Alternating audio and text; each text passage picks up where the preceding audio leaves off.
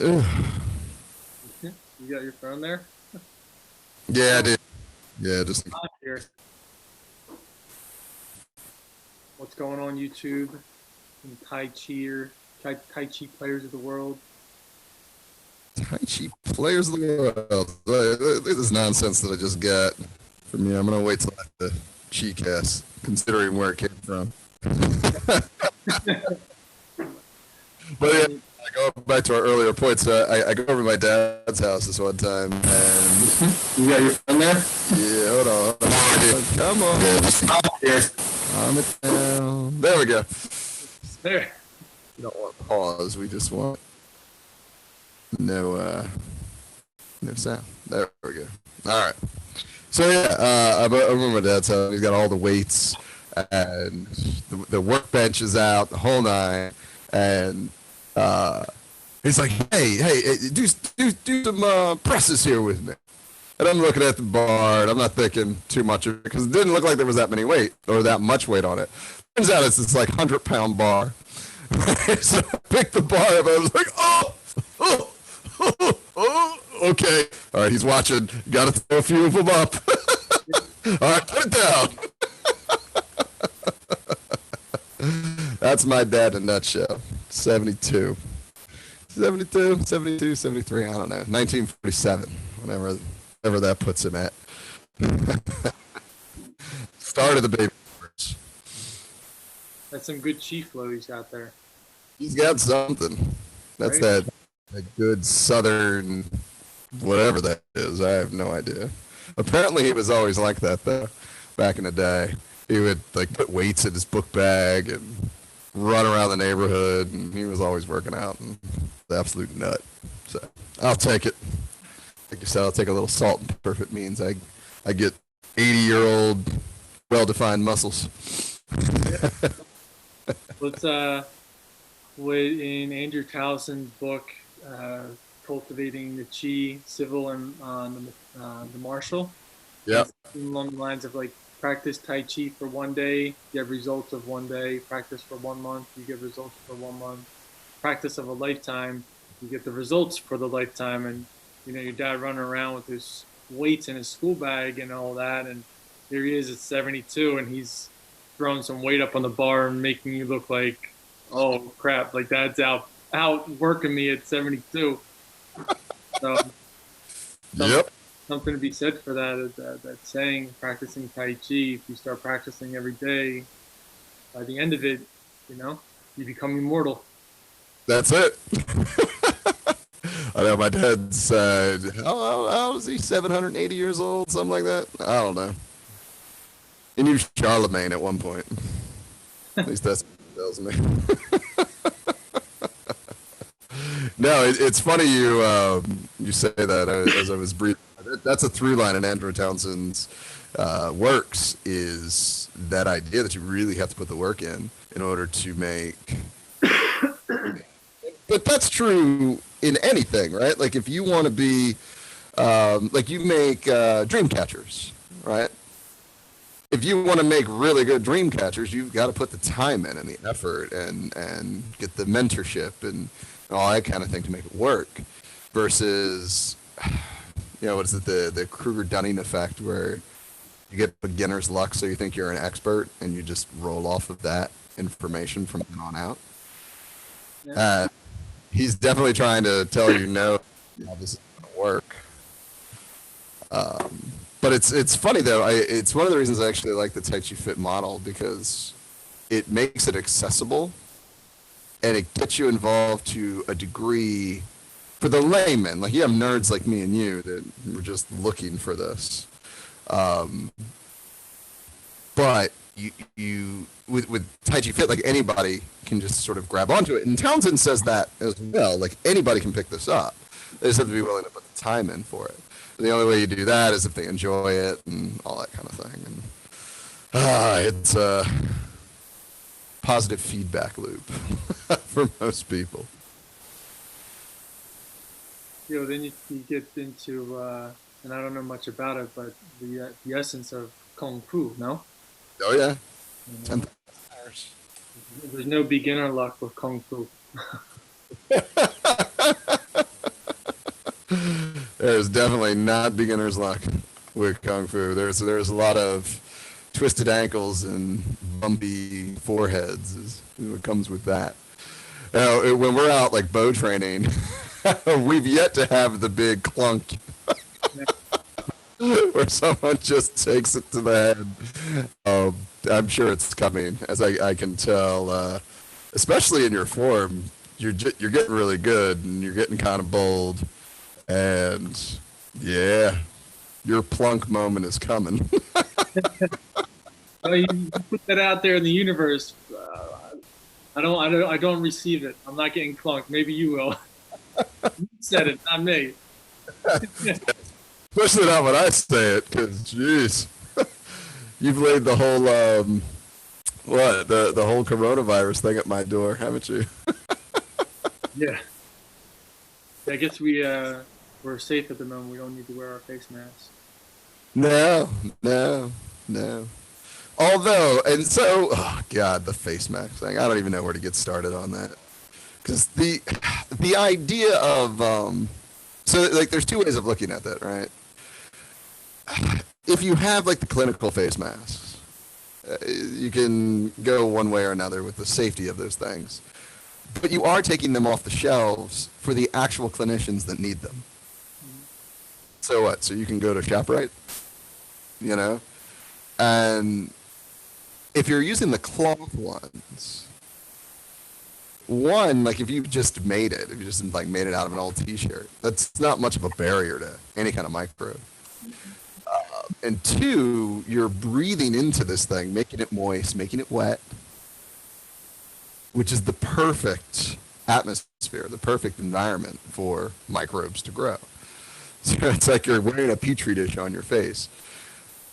I don't get it. I don't understand how that ever came out of people with brain. I don't know if it's like a Band-Aid just to make people feel safe, but it's, you know, like if you're working in a lab environment or you're doing a surgery, you've got to change your mask often. It's not like if you're going to an 8-hour surgery, the doctors and the staff wear the same mask for the full 8 hours. They're constantly changing their PPE throughout. And oh man, yeah, I don't know. It just shows the lack of what a lack of virtue and leadership will get you, I feel. And this is not starting or stopping with one administration or another. I'm just throwing it out there. And that is why everyone needs Tai Chi. That is why everybody needs Tai Chi. All right. Thank your mother Chi. Whoa! Language? They go all Captain America on here. Oh man, yeah, it's funny. I was reading in the Dow today, and it was talking about how when governments are, or when the leaders are without virtue, tyrants and the corrupt begin to rise. It's funny because even if you look at it from a scholastic standpoint, the Tao is 2,500 years old. So to have that kind of insight, to know that these patterns were so natural to the human experience, that 2,500 years ago, you know, Lao Tzu was talking about don't have a corrupt government because you're going to get tyrants and dictators if you do that. It's like, wow. Ha! There you go. That's why everybody needs Tai Chi. Yep. It should repeat itself, no? Well, yeah. I mean, what did Mark Twain say? He said, history doesn't repeat, but it certainly rhymes. This isn't our most flattering Facebook panel that we've just put out here to let everybody know the podcast is happening live on YouTube. But that's all right. Once they get here, they get our pretty faces. Well, your pretty face anyway. I'm about to go on a steak.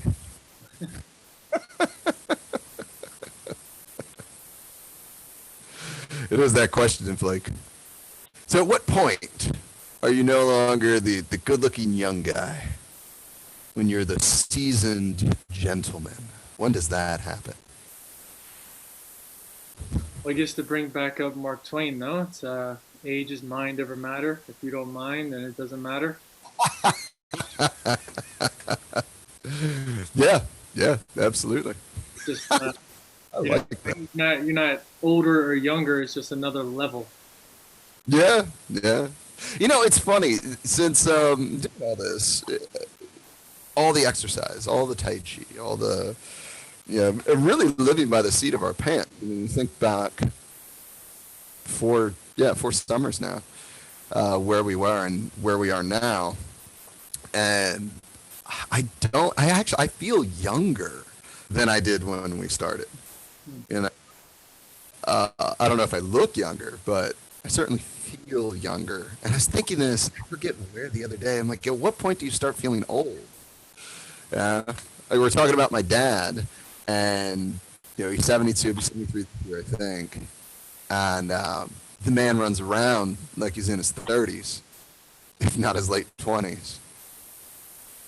So does he feel old? I don't know, right? And I have moments where I feel old, like the day we were eating at Bob Evans, and I get out of the booth and I'm like,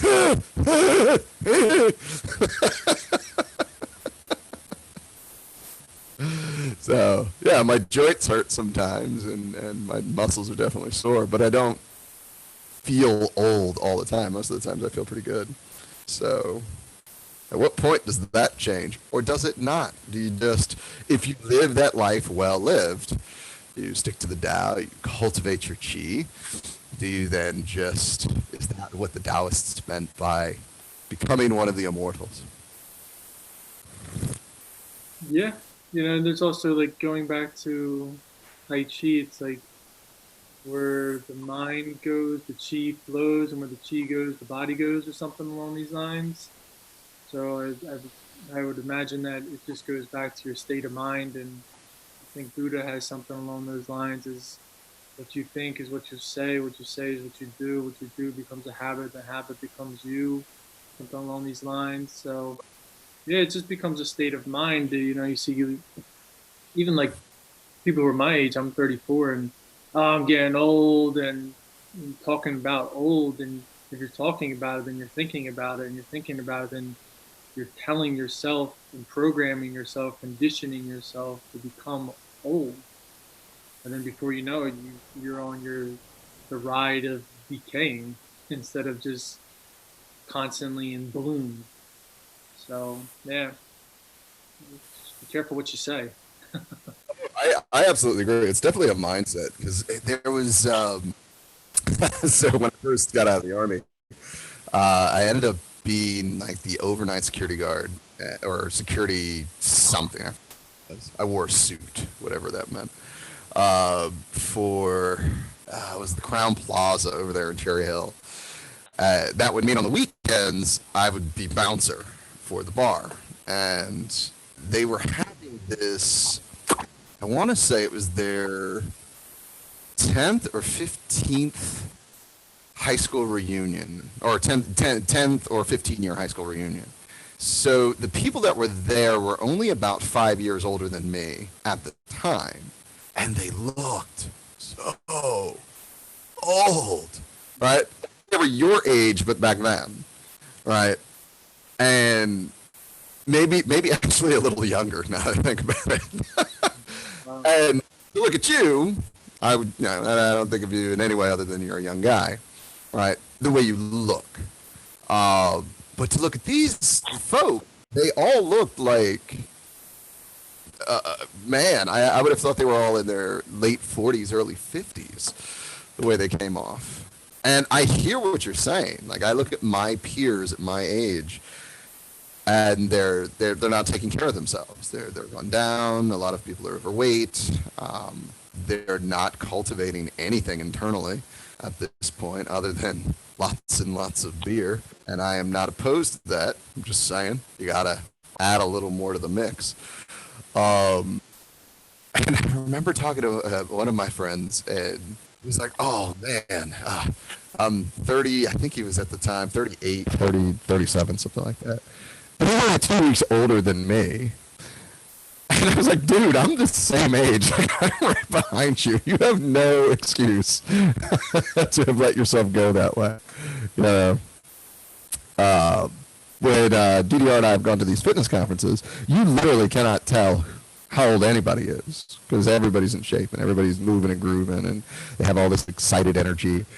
You can tell when someone's not a spring chicken, but for the most part, you're really shocked. Like the woman that like hosts these things, uh, I would guess she was in her late 40s. She's closer to 70, which, wow, life well spent, or a life actively spent in that case. No. But all that really does just comes down to investing in yourself. And I think that may be the issue. People don't see the value in investing in themselves, or they've externalized that investment. Like if I work harder, or I make more money, or I have the nice car, or I get a bigger house. But those are all things that are external of yourself versus if you invest in you, you're meditating, you're doing your Tai Chi or your yoga or whatever exercise really sort of gets your spirits up. I think everyone needs a little internal exercise though, not just the external stuff. Um, yeah, I think that's when you're investing in you, when you're expanding your mind, when you're taking that half hour to read Andrew Townsend or Yang Shuang Ming or listening to Alan Watts or whoever, just to sort of get your mind thinking in a way that you're filling your well up, so that when you need to ladle out a drink, one, there's water there to sip on.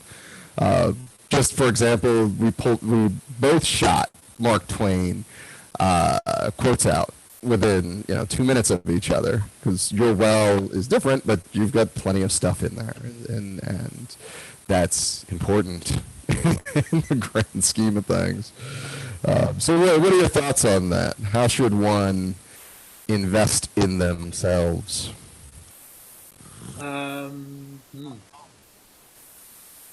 Well, your audio is a little funky at the moment. Just My audio is a little funky, like Funky Town funky. a little scratchy. I don't know if it's just me or It's always, is that any better? no, No, it's not better. no, Any better? no. My goodness, I'm gonna have to like abandon this thing here in a second. See if I've got for scratchy. Any better? Any better? Yeah, that's better. Turn the gain down, so maybe Yeah. that's what To invest in oneself, I would say, follow what your heart says, and if you're feeling called to practice yoga, give it a go. Practice it for 2 years. Give it a real practice. You can't just go once in a month and think that yoga's not working. You have to really go at it and you have to read the scriptures and actually live yoga off the mat. And if it's Tai Chi, then you do your Tai Chi, and it's just not practicing Tai Chi in the day. It's all day. You're practicing Tai Chi, and same thing with meditation, or it could be baking, it could be anything to keep that tension and the stress out of the body, and some way of relieving that stress and that tension. I think that builds up, and that can become a hindrance and cause blockages and whatnot. And then, we all know what we need to do as far as exercise, 30 minutes, 45 minutes of some sort of cardio and weightlifting of some sort and kind. And yeah, just eating right as well, getting away from the processed sugars and the heavy amounts of carbs and sugary drinks and excess amounts of alcohol. always coming after me. What's that? Always coming after my gushers. You can have your gushers. You just can't have them at every meal or every day, What? Back at the body. Oh, your audio is going again. That's the Dow. if the Dow is causing the bad audio today. You don't get to say that, guy. Hey, at the end of the day, it's your life. It's your choice. It's what your given right is. So if you feel like you want to have gushers at every day, every meal, go for it. Just but when you're at 72 years old, you may not be able to pick up any weights or do anything. You may be just saying, "I'm too old." Wouldn't that be awful? Now, my dad, he's not. Yeah, I think it also comes down to what is that Japanese word you see float around on Facebook where you have like the meaning, like the reason why you wake up in the morning. Your Yugen or something like this. I forget the name, but it's something along those lines that you wake up and you have a purpose to wake up and you fulfill a necessity in life somehow or another that you are needed. I think that also helps as well. That in order to get in shape or to stay healthy or something, that you have a purpose that keeps your heart, beating, keeps the drum going, and yeah, to have that purpose, I think also would help in maintaining good state of not just physical health but emotional and mental as well. So yeah, because my dad's like that. My dad has a purpose. He gets up every day. He's 74 years old, 50 hours a week, and he's an auto mechanic. And he's not like pulling transmissions and everything anymore, but he still gets up and has a purpose, and that keeps him going and getting up and not just ever stopping, being like, well, I guess this is it, like I'm here, I'm old. I never hear my dad say, I'm old. I'm too old for that. You'll see him be like, I just can't. Like, I'm gonna do it. I'm gonna do it. It's like, Dad, like, be careful. You're 74. He's like, I'm fine. I'm gonna do it. And he never lets like that old age creep up into his mind. He's always keeping it down and saying, no, like, if I'm still alive, then I still can do it, and or at least give it a shot or something like that. So I think that helps as well. There's a through line, and this might be a skewed vision, right, as to what we do and who our client base is. But No, for all the your audio again before you continue. I'm sorry to interrupt you, but my goodness, what is going on? What's happening? I'm blaming myself. Just gonna blame me. Still nothing. Still broken. it's there, but it's maybe it's just me. I don't know. It's just not that clear. If I wiggle the thing around here, does that make a difference? Don't be wiggling your thing around here. Oh, whoa. Talking about the cable on the transmitter here, guy. Uh-huh. Although it's going up on YouTube, so I guess we don't really have much in the way of restriction. Um, yeah, what was I talking about? Oh, so like for all the intergenerational conflict that we see right now, the one thing I absolutely have to give credit to, at least the baby boomers that I know, my dad included, uh, they have remained active, right? Like all of our students that fall into that generation, very active people. Um, they have vibrant social lives, from what it seems like. They're going out all the time. They're going out to shows. They're traveling. They're doing a bunch of stuff, and they're living young, if not necessarily well, but they're living young, which I gotta give them props for that, because well, I know a lot of us are living like old people right now. Yeah. But I guess work and all that'll drag you down and run down your spirit if you're not refilling your well. Look at that. He came full circle. Well, that's it too, isn't it? Like just the way we live and what we're allowing to penetrate ourselves and affect ourselves with certain stresses and news and Facebook drama and whatever else. It just drags you down, and it takes away from the energy that you have, and it's a distraction and keeps you from living a higher purpose and a more fulfilled life.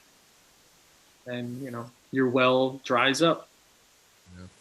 or That, the water becomes polluted and murky and nasty, and it's just you got to drain that well. And that's like what qigong is like really about as well, isn't it? Like purging the body of everything and then being able to fill it back up with crystal clean good chi.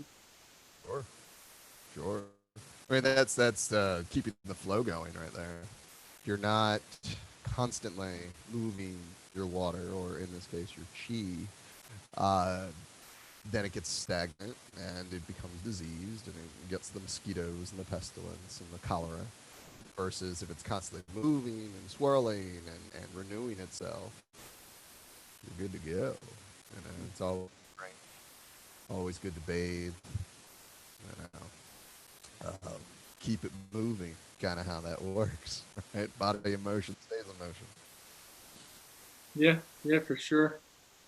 And again, you just got to find whatever works for you as an individual, and what makes your spirit, your heart, keep the rhythm. To listen to that like that that invisible music that's happening at all times around us, so you can tune into it and actually hear it. So, what's that? With the dance, Yeah, yeah. So you can keep on doing that. Allow your spirit to dance. Whatever. there's so there's the question: how do, and we get into these deep sort of how tos? It seems in our Chicast here.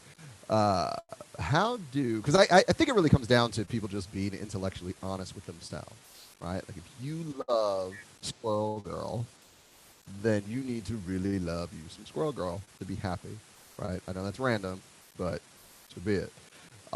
If you love, sock cops, you need to like embrace that.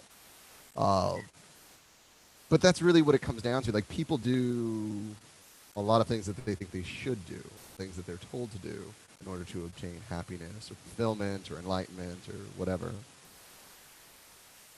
And they deny themselves the very things that would actually make them happy because they know that these certain activities make them happy, but they just for whatever reason don't choose to do those things.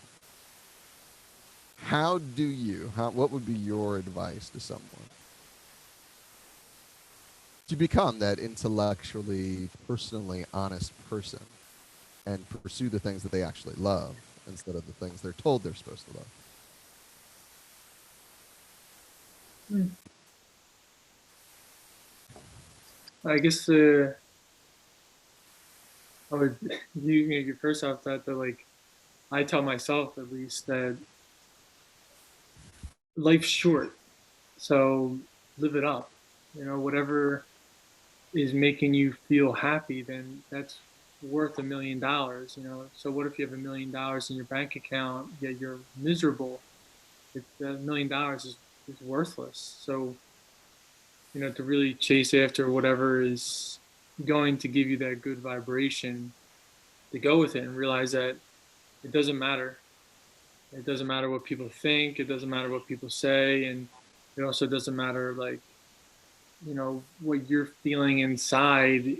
If it's trying to tell you, if you're trying to convince yourself not to do it, it's maybe just an insecurity, an embarrassing vibration that you're carrying, which it really doesn't matter. There's so many people in this world that are doing like those examples you said, that are doing these other things that you can get involved in. There's a community somewhere, somehow, that you can be involved in and to explore. I mean, that's what life is. No, it's one big exploration. It's one big experiment, Oh, and yeah, just to go with it, to have fun with it. And I did quite a bit of traveling when I was in my 20s, and yeah, I was basically practice. I was doing like what the Yes Man was doing, right? Jim Carrey's movie, practicing yesology, and yeah, I'd say yes to so many different things. And even if I knew they were going to be boring or that I wasn't actually going to like it, but I never tried it, I essentially didn't know, and I was just kind of judging it from the from the gate. And yeah, to go with it, to just say yes and give it a shot. And who knows what doors will open after you try that experience and go with it and see what happens. And not just try it once, but try it like a half a dozen times to really make sure that you gave it a good look from different angles. And yeah, just to relax and have fun. You know, if you're not having fun, it's gonna be hard to get into anything, and you'll be told what to do at the end of the day. You know, you'll just be conditioned and follow the drum beat of someone else instead of actually following your own drum beat. Well, my question for that is, as people that have traveled, uh, at when you're on the road, when you're traveling, you tend to do things that you wouldn't necessarily do when you're home. One of the reasons being that if you're at a place foreign and new, they offer opportunities that you don't necessarily get when you're at home. I'm trying to keep this PG-13 here. Right? But if a couple has ever gone away and stayed in a hotel, right, whether they're on vacation or they just go to a hotel for a night, uh, things tend to be a little more spicier at the hotel than they are when they're home. Why that is, I don't know. But I think we get sort of to the crux of this, right? How then? So if I go to the Amazon and I partake in some crazy, or what would be considered a crazy ceremony back in, the industrialized world,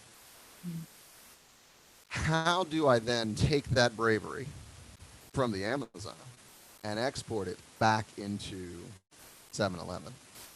Not that I'm shilling for 7-Eleven, but when I'm standing in line at Starbucks, or when I'm at work, the office, or at the construction site. How does that translate? How do you get people? Because it's easy when you're out of your normal frame to act differently. Because we know plenty of people that have like secret lives, But how do you get people to embrace who they are as they walk through life normally? Right? How do you get the hotel kinkiness in the regular bedroom? It takes energy. It takes effort. You have to have that intention to want to do that, and then after that, you have to work at it. And just like in Tai Chi practice, just because you want to learn some Tai Chi, okay, fine, you did it in a weekend, but it takes some effort to get down a complete form. So if you want to go ahead and have the kinky hotel room in the real life, or you want to go to the Amazon and bring it to real life, you have to carry that energy, that vibration, that intention as well with you. And that's something I struggled with when I got back home from traveling for such a long period of time. Is like the real world back here, back on the grid, was boring, and there was no excitement, nothing like that. So I looked for it, So I would go on Meetup.com and browse around to different groups and see if I could find someone out there doing something. And that's essentially how I met you, was on Meetup.com, and we started practicing Tai Chi in the park 4 years ago. You can go on so many different sites. Like Couchsurfing is another one that I'm an advocate for, and there's so many groups within that site that are doing something. And hell, if you're on Meetup.com and you don't see something that is in your social or what you're into, start your own group. And you'd be surprised how many people will start coming around. And I guess it'll be a little bit more hard if you're in a rural area, like out there in like Iowa or something like this. But again, one thing that I found is like a lot of people don't realize that we're all in the same boat, and that the struggles and the pleasures that I have, many other people are going through the same thing. So it doesn't matter if there's a million people around me or 100 people around me. There's a good chance that at least 10% are doing the same thing and are wanting to do the same thing or explore something like that. So, you don't have to do it alone. And if you're doing it alone, you can do it. It's not that hard. The more you think about it, like Bruce Lee says, don't think, feel. So just go with your feeling, go with it. If you think about it, you'll pluck yourself right up out of it. I think that's a one big thing to translate from hotel room to real life or Amazon to real life is stop thinking about it and just do it. Go with the feeling and just do it and keep it spontaneous, keep it random. You know, if you're like you're bringing up Starbucks and you're always going to Starbucks, well, if you're always getting your coffee black, well then change up and get a caramel macchiato, tall or like large or whatever. You know, just to throw in a curveball and to try something new, regardless if you think I'm not really in the mood. Well, what's with that resistance, and why are you resisting that? And maybe you should go into that resistance and find out, well, what's that energy about, what's that vibration about, and take a look at that. Maybe it's not even about the coffee, but it's really about like your state of mind. Yeah. It's funny you bring that up because in many ways, one of the reasons I think people do that is people live on a clock. At some point, we're all very cognizant of the fact that at some point the covers close and our story is over, right? And habits give the illusion of stability, and stability gives the illusion of longevity. So if I deviate from the patterns that I have set, I am putting my longevity at risk, or I'm putting my stability at risk and therefore my longevity, right? If I have the macchiato today, I don't have my black coffee. Well, what happens then? Because I really like my black coffee. What happens if I get in the car and I jump on Route 1 and then that's the last time I'm ever behind the wheel? And the last thing I had was maybe this thing that I don't like. That's okay. There's that deeper sort of level behind it all. Not saying that's universal across the board. One of the things that Tai Chi has taught me is the idea that there is plenty of time, and that if you rush things, you actually ruin them. Yeah. If you take your time, you actually enjoy them. And once you apply that to your own life, where there's plenty of time, whether tomorrow's my final day or next century my final day comes, or maybe my final day never comes, with some of the things that we're doing in science these days.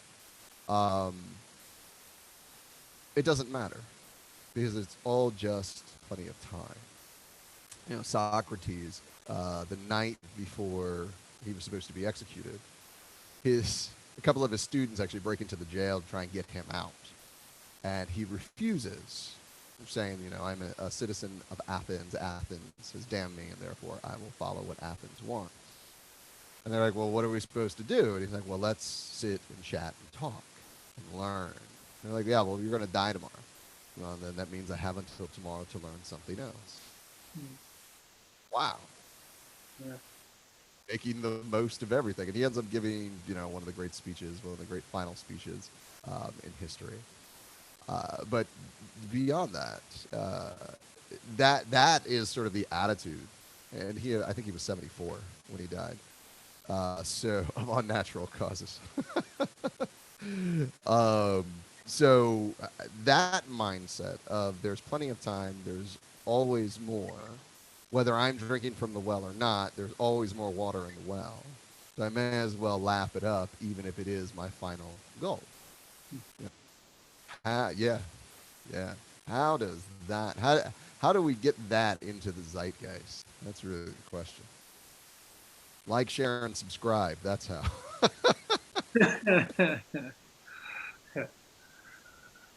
uh, Lao Tzu and everyone else out there has been talking about it for eons. So the cat's been out the bag for quite some time. It's just a matter of if you want to pick up on it and do it. It's again, it's ultimately it's easier said than done, but people are doing it. So if someone else can do it, then that means I can do it. And if I can do it, that means that you can do it.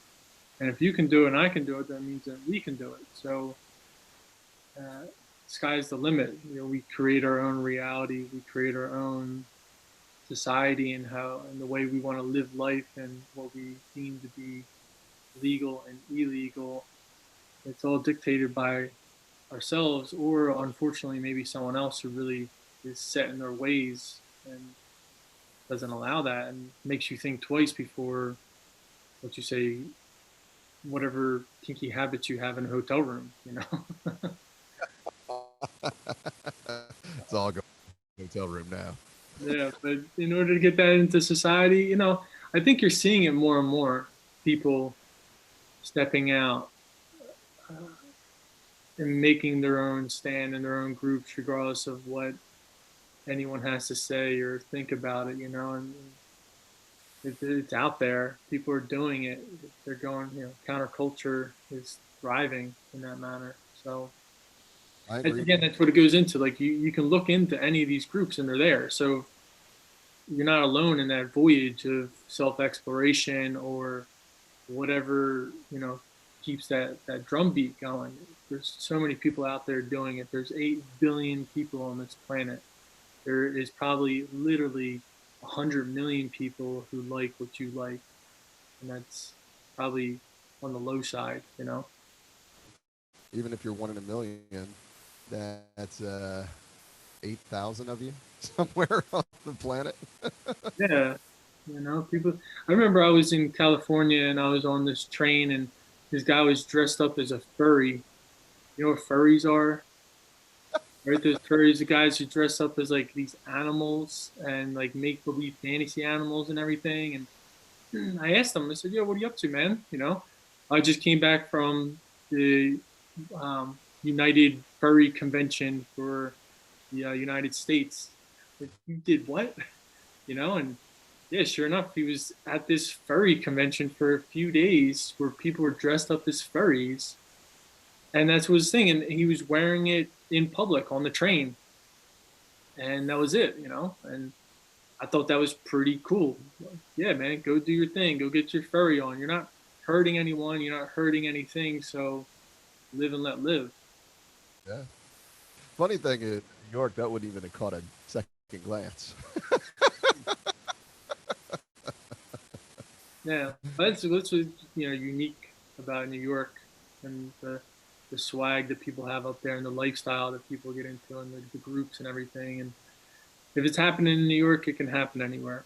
You can make it happen. That is very true. Yeah, New York is definitely a good barometer of, or it's the lab that everything gets cooked in and spills out into the rest of the culture, which is it's kind of fun. I mean, it's one of the like I don't know if I could ever live in New York, No, but because that's just nutty. Like even going up there as a tourist, it's nuts. And we're both from the Northeast, so we're not like shy of cities or lots of people and all that. Like my favorite city in the U.S. is Chicago. Like I think it's the perfect blend. It's like if New York and Seattle and Philly had a baby somehow, because it's like it's huge. There's tons of big buildings. The city portion of it extends forever. There's all this great infrastructure inside of it, but it's also really clean, like yeah, really immaculately clean. Uh, but beautiful yeah, too. uh, so it's not that I have an aversion to cities, same as you.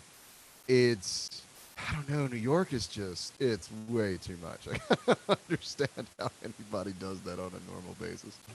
But that and it's so expensive. It's like $3,000 for 200 square feet, and Yeah, yeah, you can turn around and maybe put a T-shirt on. But it's a fun place to go. I mean, I enjoy New York. I get the spectacle and the because you will see random stuff like that up there. Like humanity is really sort of flexing its imagination in New York. Um, that and probably in LA too. I don't have as much experience out there in Southern California, but I would assume it's the land of Hollywood would be full of artisans and the artistic creative types that drive the cultural zeitgeist, if you will. Yeah. So anyway, go to New York. Have fun. Just Express yourself. kind of crazy. Get ready to see furries on the subway and not bat an eye. No.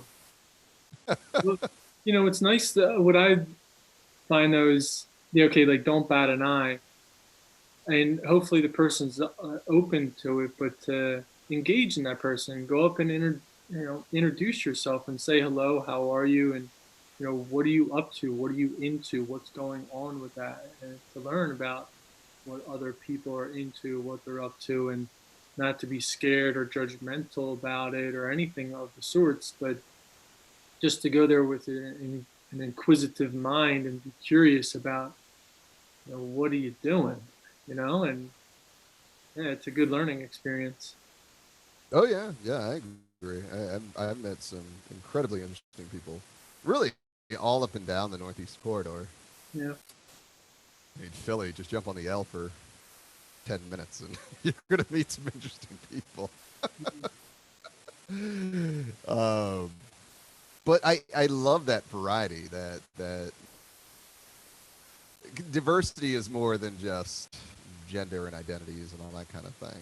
It's also uh, how people see life, and not that my vision of life matches up with everyone's, but it's interesting to see the differences that people have when it comes to viewing life, because often we get sort of mixed in. Like if you look at the news or mass media, they try to box everybody into 2 to 4 boxes, in different categories of that nature. Um, but people are so much more nuanced than that. And unfortunately, a lot of people do fall into those boxes, or at least when they're in public, they try to personify those boxes. Mm. But at the same time, everyone behind closed doors has their own nuances and their differences and the things that make them who they are. Not saying all waters run deep, because they don't, but all waters somewhere. Uh, so yeah, when you're in like a huge metropolitan area, you really get a sense of the human innovation, we'll call it. I have no way to end this, so I take a bow. Well, that's it. Everyone's living their own exploration of life and experimenting with it as they are, and you know, to dig that, to enjoy that. That's part of being alive, is to see how other people are digging life and getting into it, and what things they're creating or what messes they're into, and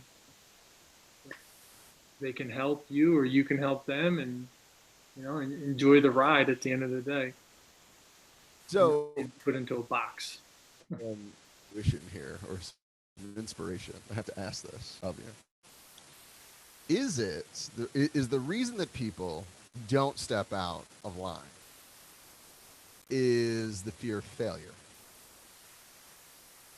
Oh, yeah, fear of anything. Fear comes in many shape, forms, and fashions. So failure just being, I believe, one of the reasons why people may not step out. But yeah, failure would be one of them for sure. Especially in the way our society is, it's so driven in succeeding at something and being successful, whatever that means, and yeah, failure is a big thing, and this is a very unforgiving society in a lot of ways.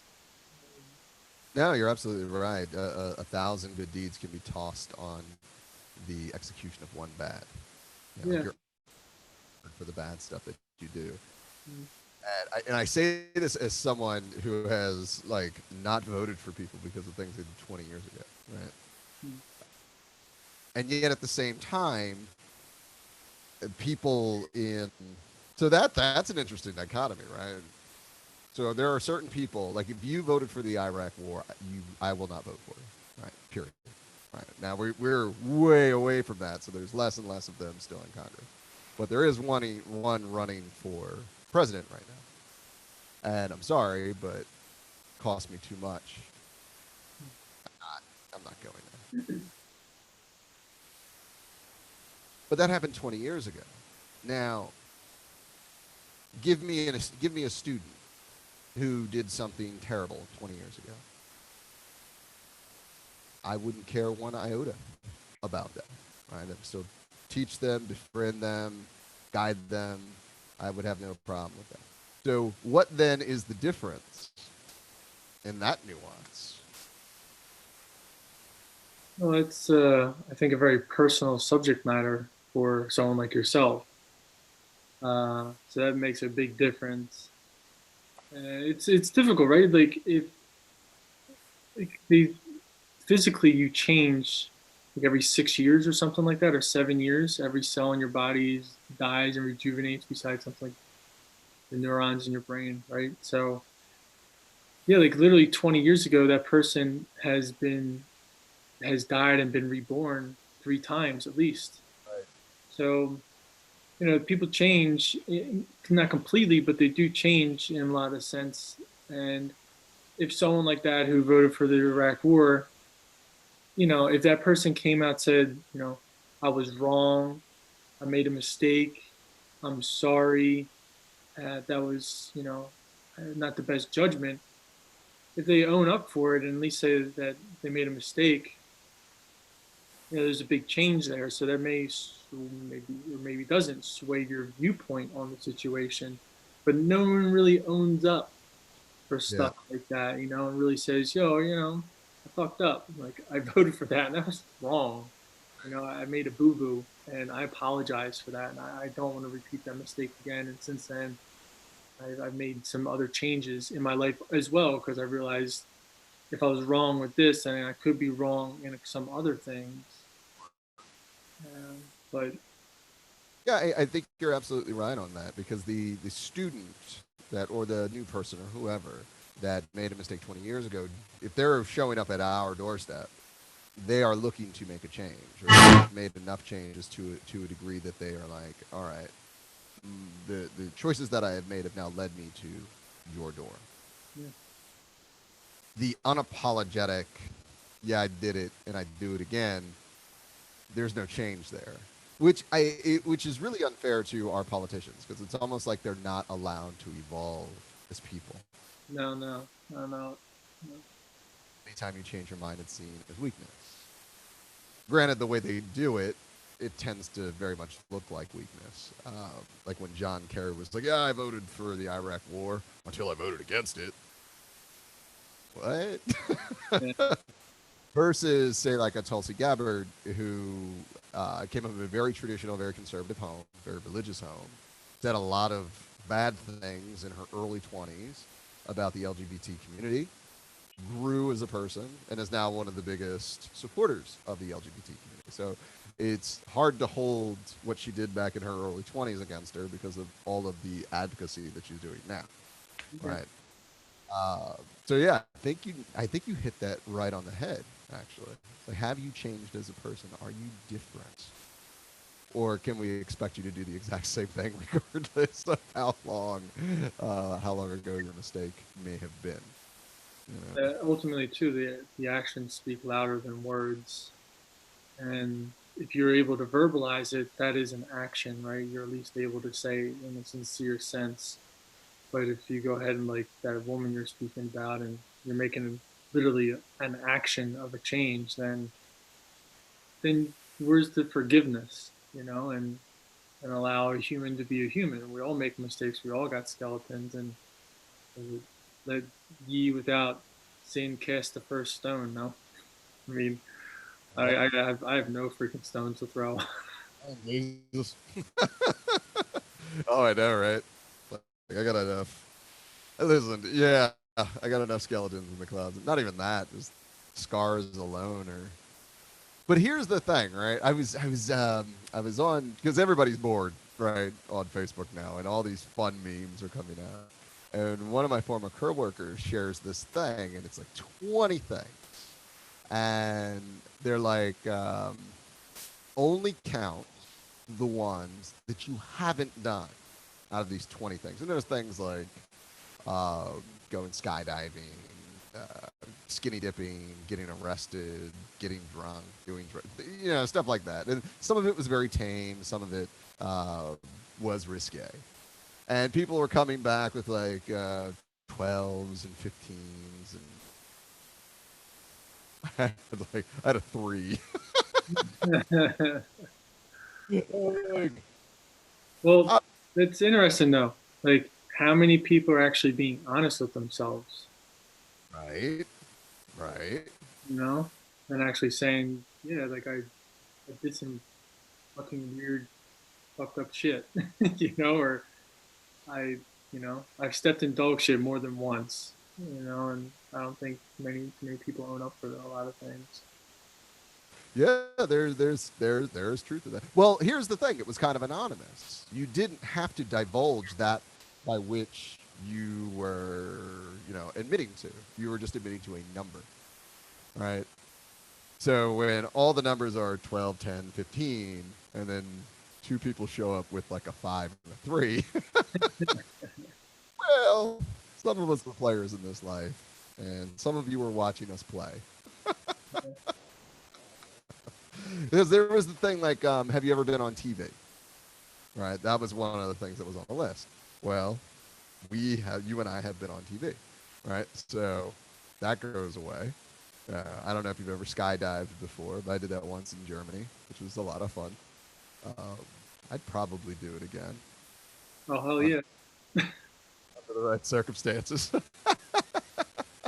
I think there was like the skinny dipping one. I was like, have I ever done that? Like I've done like the impromptu swim. Mhm. I don't know if I've ever done the skinny dipping. I can't think back. That seems like something I would have done in high school, and I don't remember off the top of my. So I just said I didn't do it. Yeah. So that was one of my 3, which was pretty tame considering the rest of that list. Yeah. Well, now Uh, you know what you need to do this summer then. Skinny dip. You gonna come join me?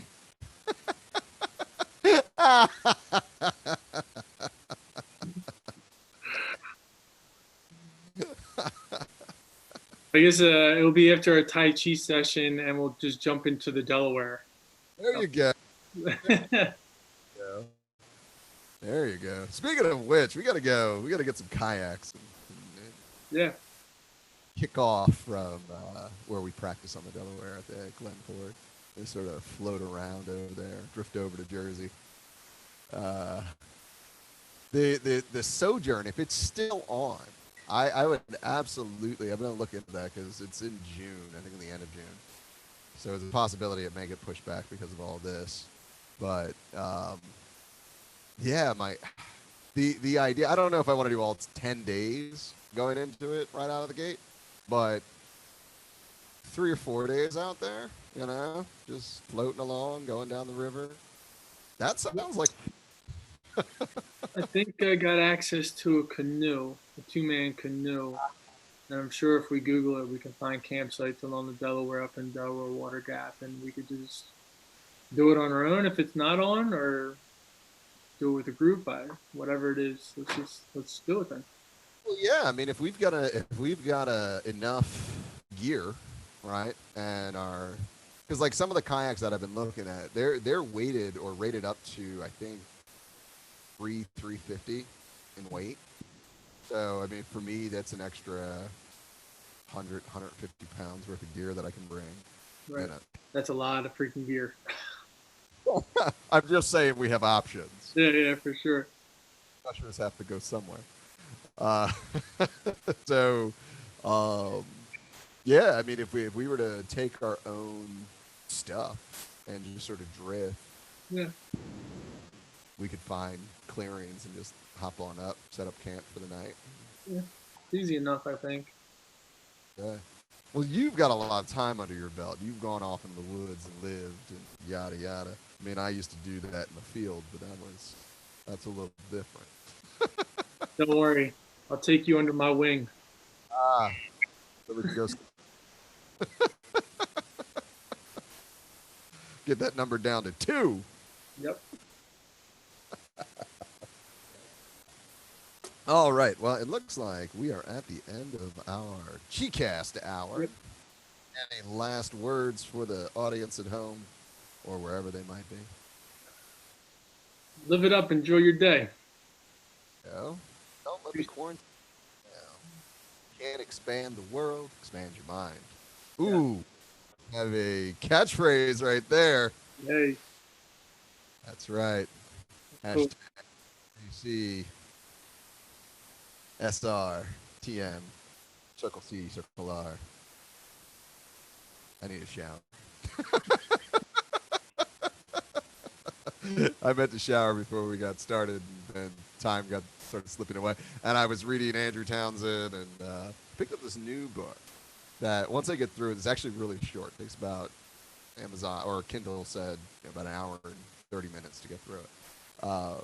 If it's got some weight to it, I'm gonna shoot it your way because it really breaks Tai Chi down to the layman's terms. And I think as a teacher, we need to be able to do that. You know, which is really cool. And it's a very short book.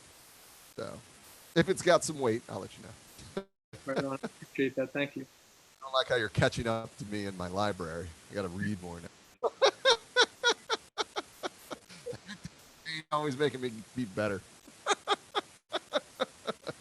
Hey, that's why I'm reading. Catch up. What's that? That's why I'm reading, just to catch up, you know? That's true. You know, it's funny. It's like, yeah, there's a gap in our experience, but every day that gap shrinks a little bit more. You know, and eventually it probably won't be one. Then we have to go skinny dipping. Of course, we'll be like, it's gonna be bad. Oh, it's gonna be bad.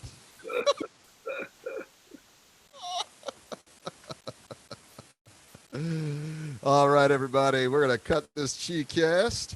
You can look us all up on Tai Chi with Veterans on Facebook, on YouTube, and anywhere you can find Tai Chi with Veterans. Although we need to pop our Twitter account up there. And we'll be doing this Chi-Cast weekly until the quarantine is up, every Tuesday at 10 a.m. Jane, any final words to go out on? I asked you that already. Yeah. I guess we'll keep it up with the health, happiness, and harmony for all, huh? Take care. Everyone enjoy your day. Is that we are going to kill the stream.